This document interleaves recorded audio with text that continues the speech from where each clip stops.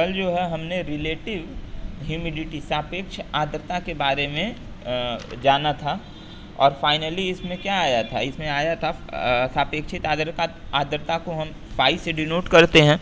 Phi equal to क्या था, mv/mvs, और mv/mvs किसके बराबर था, pv/pvs के बराबर था, जैसे कि आपको दिख रहा है स्क्रीन पे। ठीक है, सापेक्षित आर्द्रता को हम परसेंटेज से डिनोट करते हैं और उसके लिए हम क्या करेंगे, इस अनुपात को 100 से गुणा कर देंगे तो आपका जो है सापेक्षित आर्द्रता परसेंटेज में आ जाएगा। ठीक, जो भी आर्द्रता मौसम में, जैसे ही सबके पास मोबाइल है, कल भी मैंने बताया था, तो मोबाइल में जब भी आप टेम्परेचर ह्यूमिडिटी देखते हैं तो जो ह्यूमिडिटी होती है वो परसेंटेज में शो होती है, और जो ह्यूमिडिटी होती है वही सापेक्ष आर्द्रता, जो हम ह्यूमिडिटी मापते हैं, ठीक है, वो क्या होता है, सापेक्ष आर्द्रता ही होता है, रिलेटिव ह्यूमिडिटी ही मापते हैं, और ये हमेशा और हमेशा परसेंटेज में होती है। ठीक, उसके बाद कल मैंने ये वाला इम्पोर्टेंट बताया था कि विशिष्ट जो आर्द्रता होती है वो यह बतलाती है कि वायु में कितना वाष्प उपस्थित है। यानी अगर प्रेजेंट टाइम में जो हमारे आसपास की जो वायु है, वातावरण में जो वायु है, तो विशिष्ट आर्द्रता या आर्द्रता अनुपात ये बताता है कि हमारे चारों ओर जो भी वातावरण है उसमें उस समय कितना वाष्प, कितना वाटर वेपर, कितना वाष्प उपस्थित है। क्लियर। जबकि सापेक्ष आर्द्रता क्या बताता है, वो ये बताता है कि वायु, जो हमारे चारों ओर वायु है, वो अभी कितना जो है नमी वाष्प को अवशोषित कर सकता है। मतलब ये सापेक्षित आर्द्रता ये नहीं बताता है कि प्रेजेंट में कितना वाष्प है वायु में, वो ये बताता है कि हम अभी कितना वाष्प क्या कर सकते हैं, अवशोषित कर सकते हैं, वायु के द्वारा कितना वाष्प अभी अवशोषित किया जा सकता है, और इस आधार पे हम पता लगाते हैं कि प्रेजेंट में कितना वाष्प वायु में उपस्थित है। देखो फिर से मैं बता रहा हूँ, विशिष्ट आर्द्रता या आर्द्रता अनुपात यह बतलाता है कि प्रेजेंट में हमारे आसपास जो भी वायु है उसमें कितना वाष्प उपस्थित है, ये डायरेक्टली बता देता है। विशिष्ट आर्द्रता डायरेक्टली बताता है, जबकि सापेक्ष आर्द्रता में यह होता है कि वह वायु द्वारा कितना नमी या वाष्प अवशोषित वो किया जा सकता है अभी, वो ये डायरेक्टली नहीं बताता है कि उसमें कितना वाष्प उपस्थित है, वो ये बताता है कि अभी वायु के द्वारा कितना वाष्प या नमी अवशोषित की जा सकती है, और इस आधार पे हम अपने कैलकुलेशन से ये बताते हैं कि अभी उसमें कितना वाष्प उपस्थित है। जैसे कल मैंने एग्जाम्पल बताया था कि मान लीजिए कि वायु जो है आर्द्रता जो है वातावरण में 50% है। ठीक है, तो 50% को जब हम अनुपात में लिखते हैं तो 1/2 अनुपात हो गया, यही ना हो गया। तो ये जो है ये वेपर का है, ये पहला अंश जो है न्यूमरेटर वो ये बताता है कि वायु में कितना वेपर है, जबकि हर जो होता है वो ये बताता है कि यह जो है इसके संतृप्त अवस्था को बताता है, संतृप्त अवस्था को बताता है। संतृप्त अवस्था कल मैंने क्या बताया था, वह अवस्था जहां तक वायु के द्वारा वाष्प को अवशोषित किया जा सकता है। तो यहाँ देखिए कि जो ऊपर है अंश 1 है, इसका मतलब वायु में अभी जो है यहाँ वायु में जो है वायु में इतना जो है वाष्प उपस्थित है, जबकि 2 क्या बता रहा है कि 2 तक वाष्प अवशोषित हो सकता है। तो 2 में से 1 माइनस करोगे, यानी अभी एक मतलब 1 को कुछ भी लिख लीजिए, 1 ग्राम मान लीजिए, 1 किलोग्राम ले लीजिए वायु में अभी, फिर से रुको मैं ये फिर से बता रहा हूँ, 1 क्या है, 1 आपका है वायु में अभी जो है वाष्प की मात्रा, मान लो इसको हमने किलोग्राम में ले लिया, जबकि ये जो अंश है ये कह रहा है कि वायु में 2 किलोग्राम तक वाष्प अवशोषित किया जा सकता है पूछा है, और प्रेजेंट में वाष्प जो है 1 किलोग्राम है वातावरण में वायु में, तो 2 में से 1 माइनस करेंगे तो 1 किलोग्राम अभी भी जो है वाष्प जो है वातावरण के द्वारा, वायु के द्वारा अवशोषित की जा सकती है। क्लियर है, उम्मीद है ये टॉपिक जो है बड़ा इंपॉर्टेंट था, ये क्लियर हो गया होगा आप लोग को, ठीक है। अब देखिए इसमें देख लो, एक चीज मैं ये बता दे रहा हूँ, अब इसमें ऑब्जेक्टिव क्या पूछ सकता है। अब इसमें डायरेक्टली क्वेश्चन ये आ सकता है कि जो विशिष्ट आर्द्रता है या आर्द्रता अनुपात, दोनों में से कोई भी दे सकता है। विशिष्ट आर्द्रता को ही आर्द्रता अनुपात कहते हैं। विशिष्ट आर्द्रता को इंग्लिश में कहते हैं स्पेसिफिक ह्यूमिडिटी, और इसको हम दूसरा क्या नाम है, ह्यूमिडिटी रेशियो, ठीक है। तो डायरेक्टली आपसे क्वेश्चन ये पूछ सकता है कि ह्यूमिडिटी रेशियो के द्वारा आर्द्रता अनुपात के द्वारा क्या मापा जाता है। तो ऑप्शन ये दे सकता है कि वायु में वाष्प की मात्रा, वायु में जल की मात्रा, वायु में जो है क्या नाम है वायु में ऑक्सीजन की मात्रा, वायु में नाइट्रोजन की मात्रा। अब ये 4 ऑप्शन दे दिया, तो आपको मालूम होना चाहिए कि जो आर्द्रता अनुपात होता है उसके द्वारा हम वायु में वाष्प की मात्रा को, वाष्प की उपस्थिति को बतलाते हैं। इसी तरीके से सापेक्ष आर्द्रता में भी पूछ सकता है, ठीक है। तो अब हम आगे बढ़ रहे हैं। आगे आपका जो है यहाँ देखो, एक मैंने अलग से ये लिख दिया है ऑब्जेक्टिव के पॉइंट ऑफ व्यू से, फॉर सैचुरेटेड एयर, मतलब संतृप्त वायु के लिए। संतृप्त वायु के लिए जैसे अभी मैंने एग्जाम्पल लिया, फिर से मैं बता दे रहा हूँ। जैसे आपका जो सापेक्ष आर्द्रता का फॉर्मूला है यही ना है, mv/mvs, ये है। तो ये जो है संतृप्त अवस्था को बताता है, और ये वाष्प का द्रव्यमान है। ये जो है संतृप्त अवस्था में जो है द्रव्यमान है वाष्प का, और ये जो है आपका जो है वाष्प का द्रव्यमान है। तो अगर संतृप्त एयर मतलब संतृप्त वायु की अवस्था अगर हो जाए, इसका मतलब क्या हुआ, इसका मतलब ये हुआ कि जैसे अभी हमने लिया था 50% आर्द्रता, तो 50% को हमने भाग दिया, मतलब फैक्टर में बदला, अनुपात में, तो ये आया। तो संतृप्त अवस्था में मैंने ये बताया था ना कि 1 किलोग्राम जो है वाष्प अभी उपस्थित है वायु में, और 2 किलोग्राम तक हम अवशोषित कर सकते हैं। तो 2 को जब हमने 1 से माइनस किया, 1 से ये माइनस किया तो बचा 1। यानी संतृप्त अवस्था का मतलब ये है कि अगर जो वाष्प है इसमें हम 1 और जोड़ दें, मतलब क्या हो जाए, ये भी 2 हो जाए, तो ये संतृप्त अवस्था तक पहुंच जाएगा। उसके बाद वायु के द्वारा जो है वाष्प अवशोषित नहीं हो सकता है। तो यहाँ देखो अंश और हर दोनों बराबर होगा ना। तो यही चीज यहाँ पे मैंने अलग से लिख दिया है, ऐसा नहीं है कि कुछ अलग है।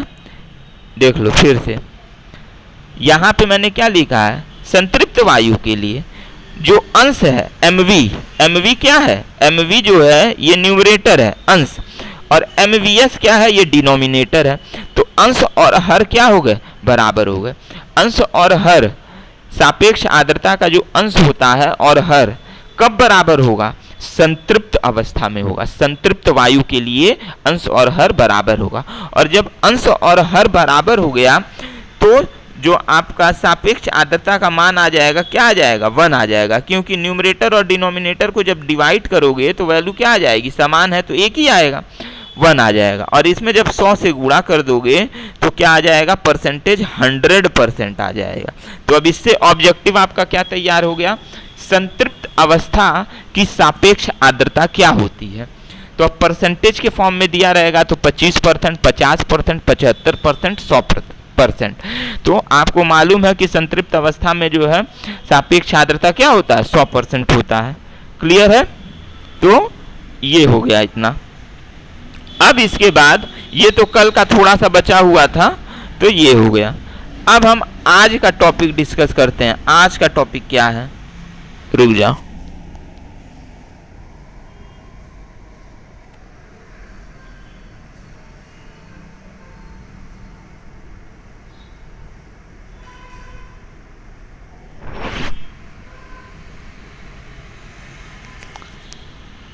अब देखिए, आज हम डिस्कस करेंगे dry bulb temperature, wet bulb temperature, इन सब के बारे में। तो टॉपिक है, ये छोटे छोटे डिफिनेशंस हैं ऑब्जेक्टिव पॉइंट ऑफ व्यू से बहुत इंपॉर्टेंट है। और ये जो भी चीज़ मैं पढ़ा रहा हूँ आपके सिलेबस के अनुसार ही पढ़ा रहा हूँ, ठीक है। उसमें से मैं छांट के जो भी इंपॉर्टेंट टॉपिक है जिससे ऑब्जेक्टिव बन सकता है वो चीज़ मैं डिस्कस कर रहा हूँ। अच्छा, ये जब चैप्टर हो जाएगा, अभी इसके बाद भी थोड़ा सा पॉइंट बचा हुआ है, जब ये जैसे ही कंप्लीट होगा तो मैं चूंकि इसका नोट्स तो मैं खुद ही बना रहा हूँ, तो ऑब्जेक्टिव पॉइंट ऑफ व्यू से तो मैं ये नोट्स आपको पीडीएफ फॉर्म में भेज दूंगा, उसके लिए भी परेशान मत होइए। लेकिन कोशिश ये कीजिए कि जब भी ये लेक्चर ऑब्जेक्टिव वाला हो रहा है तो कॉपी पेंसिल लेके बैठिए, उसमें जो भी चीज़ मैं ऑब्जेक्टिव के लिए फोकस करके बता रहा हूँ उसको नोट कर लीजिए, ठीक है। क्योंकि इसमें भी मैं जो चीज़ बहुत सारे चीज़ ऐसे बता रहा हूँ जो मैं हर चीज़ नहीं नोट कर सकता नोट में, ठीक है। तो अब देखिए, ड्राई बल्ब टेम्परेचर, जिसको हम शॉर्ट फॉर्म में क्या कह सकते हैं, DBT कहते हैं। अब एक चीज ध्यान रखिएगा, चूंकि आप लोग में डिप्लोमा लेवल में जो है इसका फुल फॉर्म भी पूछ सकता है। आप जैसे DBT का फुल फॉर्म बताइए तो उसमें दिया रहेगा तमाम ऑप्शन, तो याद रखिएगा ड्राई बल्ब टेम्परेचर। हिंदी में भी अब ऐसे ही कहते होंगे, हिंदी में भी ऐसे ही दिया हुआ है, देख लीजिएगा एक बार बुक में, ठीक है। ड्राई बल्ब टेम्परेचर, क्योंकि हिंदी में भी इस वजह से इसको यही कहेंगे क्योंकि D है तो D को हम ड्राई लिखेंगे, तो हिंदी में भी ड्राई लिखेंगे। B से बल्ब है तो बल्ब ही लिखेंगे, और T से टेम्परेचर है तो टेम्परेचर ही लिखेंगे, ठीक है। तो DBT का फुल फॉर्म क्या होता है, ड्राई बल्ब टेम्परेचर।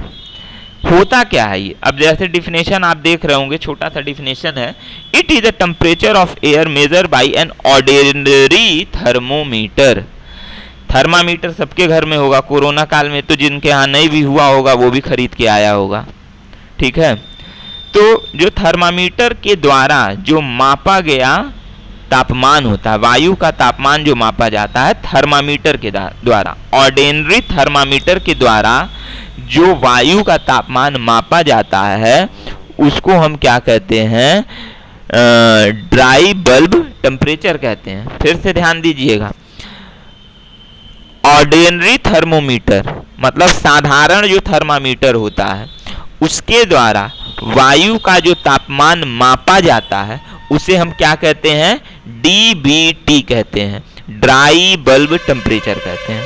क्लियर हो गया।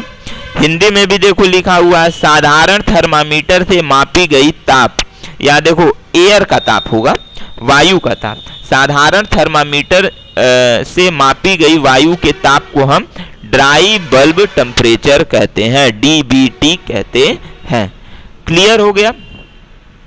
अब यहाँ पहले इसको समझ लो, मैंने एक छोटा सा फिगर बनाया है थर्मामीटर का नीचे, जैसे ये थर्मामीटर है, ठीक है, थर्मामीटर है, तो इसका जो आगे वाला पार्ट होता है जिसको कि हम मुंह में लेते हैं, भाई जब भी बुखार नापना होता है तो हम थर्मामीटर को क्या लेते हैं, मुंह में लेते हैं, ठीक है, दबाते हैं, या तो बहुत लोग जो है अपने बाजू में दबा लेते हैं, ठीक है।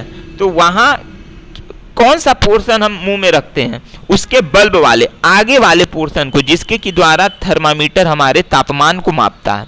तो ये जो आगे वाला पोर्शन होता है इसको हम क्या कहते हैं, बल्ब कहते हैं, ये दिमाग में रखिएगा, ठीक है। तो ड्राई बल्ब, अब क्लियर हो गया, ड्राई बल्ब तापमान मतलब साधारण थर्मामीटर के द्वारा वायु के तापमान को जब मापा जाता है तो उसको हम क्या कहते हैं, ड्राई बल्ब टेम्परेचर कहते हैं। अब दूसरा डिफिनेशन क्या है, WBT। W का मतलब हो जाएगा वेट, वेट मतलब नमी, नम, ठीक है। तो WBT का फुल फॉर्म हो जाएगा वेट, B से बल्ब, T से टेम्परेचर। B और T तो दोनों में समान है, B से बल्ब हो जाएगा, T से टेम्परेचर हो जाएगा, लेकिन ऊपर क्या है, ऊपर है D, तो D से होता है ड्राई, और नीचे वाले में क्या है, W है, तो W से होता है वेट, ठीक है। तो WBT को हम क्या कहेंगे, वेट बल्ब टेम्परेचर कहेंगे। अब इसका डिफिनेशन क्या है, हिंदी में आप देखिए, इंग्लिश में बाद में बता दूंगा। कपड़े के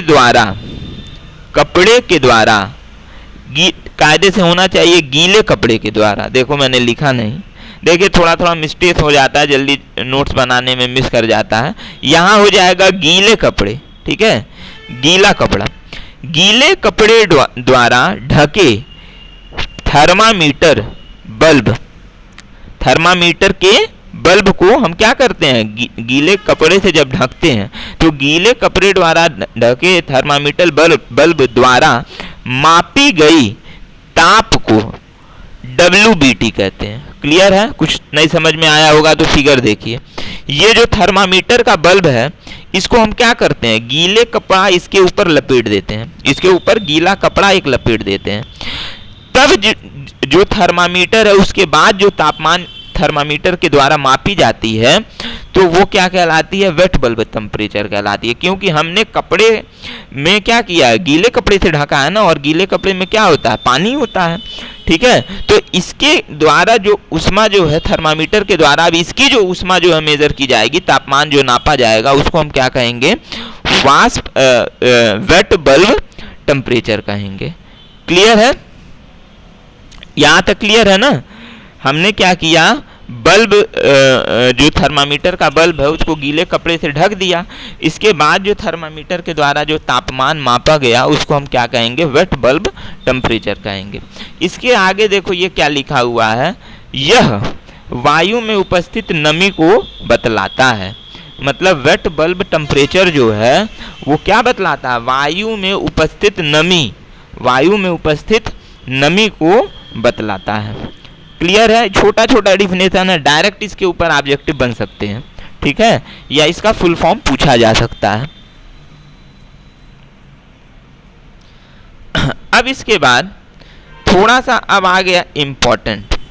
देखिए होता क्या है, अभी चूंकि आपने RAC पढ़ तो रहे हैं, लेकिन अब आप लोग ने तो इसका शकल ही नहीं देखा इस बार लॉकडाउन की वजह से। लैब में एक होता है स्प्लिन साइक्रोमीटर, साइकोमीटर होता है, स्प्लिन साइक्रोमीटर होता है। ठीक है, यह एक इक्विपमेंट होता है। इस इक्विपमेंट में होता क्या है, इस इक्विपमेंट में दो थर्मामीटर का कॉम्बिनेशन होता है। क्या होता है, दो थर्मामीटर का कॉम्बिनेशन होता है, जो कि मतलब एक जो है बेस से जुड़े होते हैं। फिर से सुनिएगा, जो स्प्लिन साइकोमीटर होता है, इसका फिगर बुक में नहीं दिया था, नहीं तो मैं उसको दिखा देता। ठीक है, स्प्लिन साइकोमीटर जो है वो एक ऐसा इक्विपमेंट है जिसमें क्या होता है, दो थर्मामीटर एक बेस से जुड़े होते हैं। एक जो थर्मामीटर होता है वो आपका क्या होता है, सिंपल होता है, और एक के ऊपर जो है क्या कहते हैं, हम गीले कपड़े से उसको क्या करते हैं, उसके बल्ब को ढक देते हैं। ठीक है, उसके बाद हम क्या करते हैं, जो जिस बेस से ये दोनों थर्मामीटर कनेक्टेड होते हैं, हम उसको क्या करते हैं, हाथ से हिलाते हैं। हाथ से चारों ओर, जैसे आप मोबाइल लेकर के जो है चारों ओर, जैसे कभी नेट नहीं पकड़ता है तो आप लोग क्या करते हैं, मोबाइल को कभी ऊपर दिखाते हैं, कभी दाएं करते हैं, कभी बाएं करते हैं, ऐसे करते हैं ना कि नेट पकड़ ले। उसी तरीके से यहाँ पे भी जो दो क्या नाम है थर्मोमीटर का कॉम्बिनेशन होता है, तो एक तो आपका जो है ठीक है वैसे ही रहेगा, और एक के बल्ब पे हमने गीला कपड़ा लपेट करके फिर क्या किया, जिस बेस से ये कनेक्टेड है उसको पकड़ के जो है हाथ से क्या किया, हम अपने दाएं बाएं ऊपर नीचे कर रहे हैं। तब अब क्या होगा, चूंकि गीला जो कपड़ा लपेटा गया है जिस उसमें क्या नाम है थर्मोमीटर में, उसके द्वारा WBT मेजर हो जाएगा, वेट बल्ब टेम्परेचर मेजर हो जाएगा, और जिसके ऊपर गीला कपड़ा नहीं लपेटा गया है उसके द्वारा हम उस अपने वातावरण में वायु का ड्राई बल्ब टेम्परेचर मेजर कर लेंगे। क्लियर है? ये चीज होता है। अभी इसको मैं इस वजह से बता रहा हूं, इसका उपयोग आगे आएगा। फिर से देखिए, जो गीला कपड़ा लपेटा गया था थर्मामीटर, उसके द्वारा हम WBT मेजर करते हैं, और जो बिना गीला वाला कपड़ा जो साधारण थर्मामीटर था जिसके ऊपर हम कपड़ा नहीं लपेटे थे, उसके द्वारा DBT dry bulb temperature measure किया गया, नाप लिया गया। तो जैसा कि अभी हमने बताया कि जो WBT होता है वो क्या होता है, WBT के द्वारा हम वायु में जो नमी उपस्थित होती है उसके तापमान को हम मेजर कर लेते हैं, जबकि ये जो DBT होता है ड्राई बल्ब टेम्परेचर के द्वारा हम सिंपल वायु जो एयर होता है, सूक्ष्म वायु होता है, उसके तापमान को मेजर करते हैं। क्लियर है? अभी कल के जो क्लास में या अभी जो मैंने सापेक्ष आर्द्रता बताया है, सापेक्ष आर्द्रता में हमने पढ़ा ना, ये क्या नाम है, संतृप्त अवस्था, संतृप्त वायु पढ़ा। संतृप्त वायु कौन सी वायु होती है? एक संतृप्त अवस्था जो है वायु की, ये क्या होता है? एक ऐसी अवस्था होती है जिस अवस्था पर वायु के द्वारा उसके बाद जो है किसी भी तरह के वाटर वेपर को, नमी को अवशोषित नहीं किया जाता है। संतृप्त अवस्था यही ना अभी मैंने बताया कि संतृप्त अवस्था क्या होती है? सैचुरेटेड। ऐसी अवस्था जिसके द्वारा उसके बाद जो है, जैसे ही हम वायु के संतृप्त अवस्था तक पहुंचेंगे उसके बाद वायु के द्वारा नमी अवशोषित नहीं की जाएगी। क्लियर? यहां तक क्लियर हो गया सैचुरेटेड। अब इसका WBT और DBT का उपयोग यहां आएगा। अब देखो मैंने सॉल्ट में नोट बनाया है, ऑब्जेक्टिव पॉइंट ऑफ व्यू से डायरेक्ट क्वेश्चन आएगा इस पे। क्या है? वायु जब संतृप्त अवस्था में नहीं है, अनसैचुरेटेड है, मतलब अनसैचुरेटेड एयर के लिए, असंतृप्त वायु के लिए। अब क्वेश्चन ऐसे ही आएगा, असंतृप्त वायु के लिए, ठीक है। असंतृप्त वायु के लिए अब 4 रिलेशन दे देगा। WBT पहले मैं पढ़ा दूं फिर उसके बाद बताऊंगा। तो फिर से देखिए, जब वायु संतृप्त अवस्था में नहीं है, मतलब अनसैचुरेटेड है, अर्थात असंतृप्त वायु के लिए, तो इस कंडीशन में जो WBT है, मतलब वेट बल्ब टेम्परेचर का मान हमेशा कम होता है। किससे कम होता है? DBT से, ड्राई बल्ब टेम्परेचर से। देखो मैंने यहाँ साइन लगा दिया है, देख लीजिएगा, ये है ना। तो असंतृप्त वायु के लिए, असंतृप्त मैं बोल रहा हूं बार बार, अनसैचुरेटेड वायु के लिए है, या जब वायु अनसैचुरेटेड अवस्था में हो, इसके लिए क्या होगा? वेट बल्ब टेम्परेचर का मान कम होगा। किससे कम होगा? ड्राई बल्ब टेम्परेचर से कम होगा। अब इसके ऊपर क्वेश्चन क्या होगा, जैसे दिया रहेगा असंतृप्त वायु के लिए। अब 4 आपके पास रिलेशन है, उसमें क्या दिया रहेगा? WBT is equal to DBT, WBT is less than DBT, WBT is greater than DBT, WBT is not equal to DBT। अब 4 ऑप्शन है, तो आपको पता होगा कि इसमें क्या होता है? WBT जो है वो लेस देन होता है, कम होता है DBT से। क्लियर? दूसरा ऑब्जेक्टिव क्वेश्चन ये भी वही है। अब दिया है वायु जब संतृप्त अवस्था में हो, अर्थात सैचुरेटेड स्टेट में हो, उस कंडीशन में हमारा क्या होता है? WBT जो है DBT, मतलब वेट बल्ब टेम्परेचर जो है DBT, ड्राई बल्ब टेम्परेचर के बराबर होता है। क्लियर? अब इसमें भी उसी तरह का ऑब्जेक्टिव दे देगा कि संतृप्त वायु के लिए 4 रिलेशन दे देगा कि WBT is less than DBT, WBT is greater than DBT, WBT is equal to DBT, WBT is not equal to या greater than equal to DBT। तो ये ऐसे भी दे सकता है। तो अब यहाँ क्या होगा? हमने पढ़ा कि WBT is equal to DBT होता है, बराबर होता है DBT के, तो हम तीसरे वाले ऑप्शन को टिक कर देंगे। क्लियर है? अब इसके बाद हम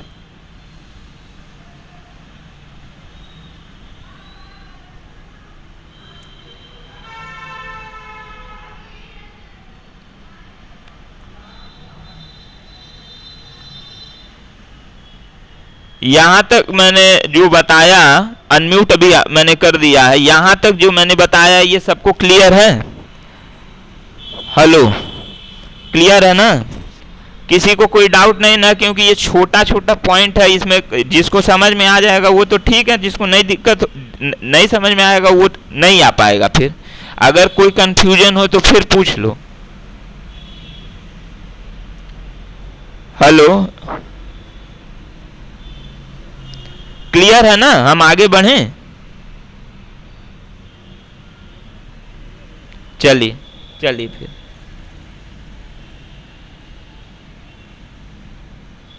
अब इसके बाद देखो, अब एक नया टर्म आ गया। ये सारे जितने भी आप पढ़ रहे हैं ये सब साइकोमेट्रिक के टर्म हैं।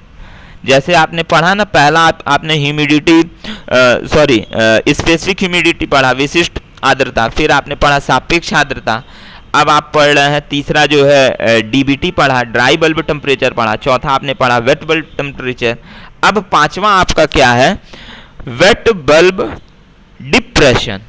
क्या है, वेट बल्ब डिप्रेशन, जिसको हम शॉर्ट फॉर्म में लिखते हैं WBD, W for wait, B for bulb और D से डिप्रेशन हो जाएगा।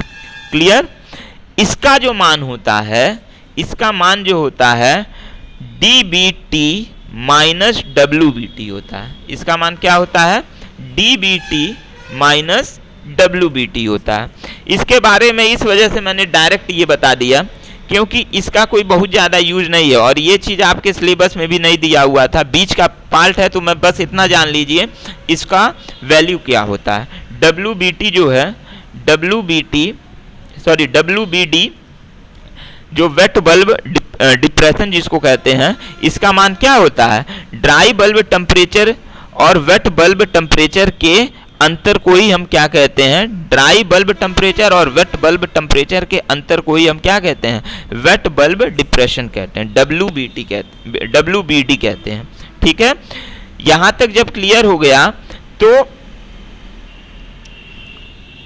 रुकिए रहो, हाँ, यहां तक जब क्लियर हो गया तो अब देखिए, अभी आपने जस्ट ऊपर पढ़ा है, यहां पे ये पढ़ा है ना पहला कि संतृप्त अवस्था में, संतृप्त अवस्था में जब वायु संतृप्त अवस्था में होगा या संतृप्त वायु के लिए WBT जो है DBT के बराबर होगा, पढ़ा है।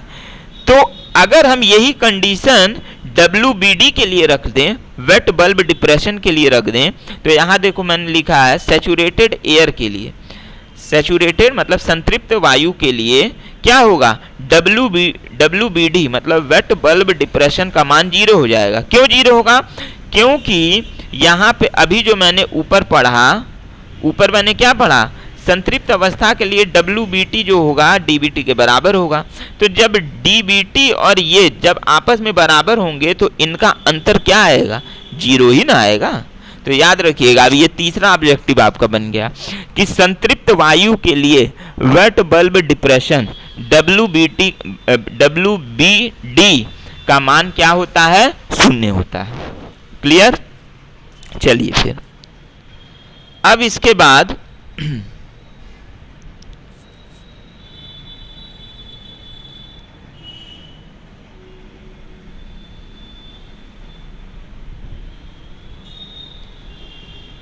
अब एक नया टर्म आपका आ गया, ड्यू पॉइंट टेम्परेचर, जिसको हम कहते हैं DBT। ड्यू पॉइंट टेम्परेचर को क्या कहते हैं, DBT कहते हैं। DBT क्या होता है, ड्यू पॉइंट टेम्परेचर। अब इसके लिए हमको TS डायग्राम बनाना पड़ा, ठीक है, क्योंकि इस बिना TS डायग्राम से के ये आपका क्लियर नहीं होगा। ठीक है, इसका डिफिनेशन बताने से पहले इस डायग्राम को समझ लेंगे तो ज़्यादा बढ़िया है। जैसे इस डायग्राम में क्या दिया हुआ है, आप अभी कुछ मत देखिएगा, जो मैं बता रहा हूँ बस उसको ध्यान से सुन लीजिए तो क्लियर हो जाएगा। ठीक है, जैसे कि हमने पढ़ा, पिछले सेमेस्टर में भी पढ़ा था आपने, जो चैप्टर था प्योर सब्सटेंस, हाँ pure property of pure substance में, और इस सेमेस्टर में भी पढ़ाई है जब हमने तमाम जो है vapour VC cycle, VA cycle में हमने PV TS ये सब डायग्राम बनाया। तो मैंने बार बार बताया, किसी का मैसेज आया है क्या, नहीं रुक जाओ,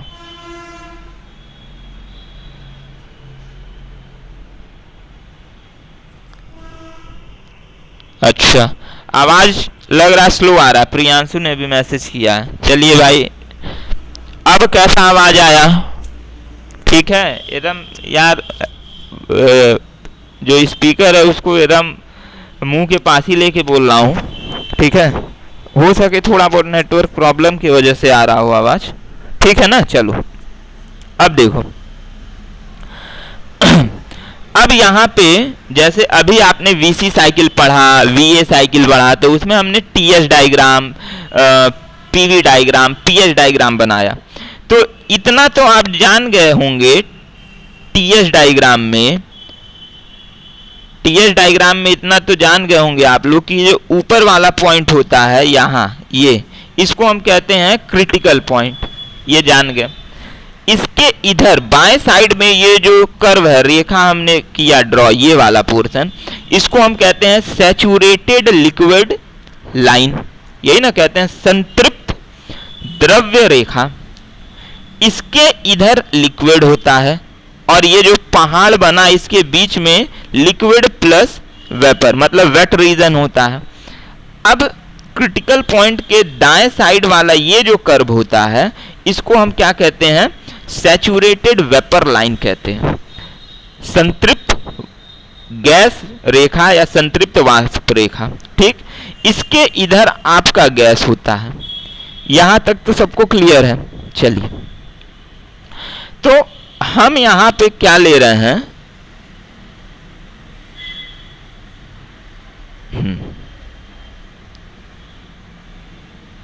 अब देखो, हमने मान लो जो हमारे वायुमंडल में हमने ले लिया कि चूंकि हम एयर कंडीशनिंग पढ़ रहे हैं तो एयर कंडीशनिंग में सारा चीज एयर से ही रिलेटेड है। तो वायुमंडल में मान लीजिए नमी जो वाष्प है, उसके लिए हमने एक पॉइंट ले लिया, पॉइंट नंबर 1 दिख रहा है स्क्रीन पे, पॉइंट नंबर 1। ये क्या है, वातावरण में उपस्थित वाष्प का जो मात्रा है उसके लिए हमने ले लिया पॉइंट 1। ठीक है, पॉइंट 1 को जब हम क्या करते हैं, कूल करते हैं, पॉइंट 1 को जब हम क्या करते हैं, कूल करते हैं, ठंडा कर रहे हैं, तो देखो यहां पे मैंने क्या लिखा है, कूलिंग एट कांस्टेंट प्रेशर। आप जानते भी हैं टीएस डायग्राम में कांस्टेंट प्रेशर लाइन ऐसे ही होता है, रुके रहो, टीएस डायग्राम में कांस्टेंट प्रेशर लाइन ऐसे ही होता है, देखो यही होता है। ठीक है, अच्छा एक काम कर दीजिएगा, स्क्रीनशॉट लेके भेज दीजिएगा। ठीक है, 3-4 मिनट और है। तो जब हम कूलिंग करते हैं, इसका कूलिंग एट कांस्टेंट प्रेशर, और चूंकि वाष्प हमने लिया है तो वाष्प का प्रेशर क्या होता है, पीवी। तो इसको जब हम कांस्टेंट लेते हैं और कूलिंग करते हैं तो इसका संघनन होता है। संघनन होता है जैसे ही ये इस पॉइंट पे आ गया, किस पॉइंट पे, इस बिंदु पे, मतलब सैचुरेट, यहाँ पे, ठीक है, सैचुरेटेड लाइन पे आ गया। ठीक, तो यहाँ पे जो तापमान होगा, देखो हमने डॉटेड लाइन से ये जो तापमान है, यहाँ पे जो तापमान है, ये जो डॉटेड लाइन से हम दिखाए हैं, इसी तापमान को हम कहते हैं ड्यू पॉइंट टेम्परेचर। याद रखिएगा, ड्यू पॉइंट टेम्परेचर इसी को कहते हैं। ठीक है, हमने क्या किया, वाष्प है वायुमंडल में, उसके लिए हमने ले लिया एक पॉइंट 1। इसको जब हम कांस्टेंट प्रेशर पे, पीवी, चूंकि वाष्प है तो वाष्प के द्वारा लगाया गया दाब, उसको हमने पिछले कल मैंने बताया था ना, कल हमने इसका स्टडी किया था, पीवी से डिनोट करते हैं। तो वाष्प का दाब जब स्थिर होगा और उसका संघनन किया जाएगा, कूलिंग किया जाएगा, तो वो जब जैसे ही सैचुरेटेड स्टेट, संतृप्त अवस्था में पहुंचता है, उस समय हम जो उसका तापमान मापते हैं उसी को हम क्या कहते हैं, ड्यू पॉइंट टेम्परेचर कहते हैं, डीबीटी कहते हैं, पीटी कहते हैं, डीपीटी, ड्यू पॉइंट टेम्परेचर कहते हैं। क्लियर है, ये चीज बहुत इंपॉर्टेंट है।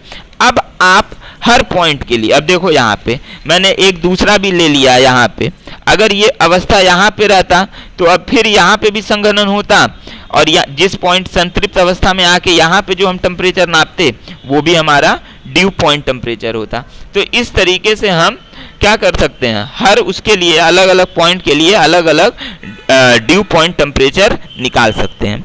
क्लियर है, अब इसका डिफिनेशन इसी आधार पे देख लीजिए। डिफिनेशन हमने क्या लिखा, देखो पीवी के सापेक्ष, पीवी क्या है, वाष्प का दाब है, पीवी के सापेक्ष संतृप्त तापमान को डीपीटी कहते हैं, ड्यू पॉइंट टेम्परेचर कहते हैं। पीवी क्या है, पीवी वाष्प का दाब है जो कि स्थिर है, और इसी के सापेक्ष जो संतृप्त तापमान होता है, यहाँ संतृप्त, जब इसका संघनन होगा तो जिस पॉइंट पे आएगा संतृप्त, उस वहां पे जो तापमान होगा उसको हम क्या कहेगा, संतृप्त तापमान हम कहेंगे।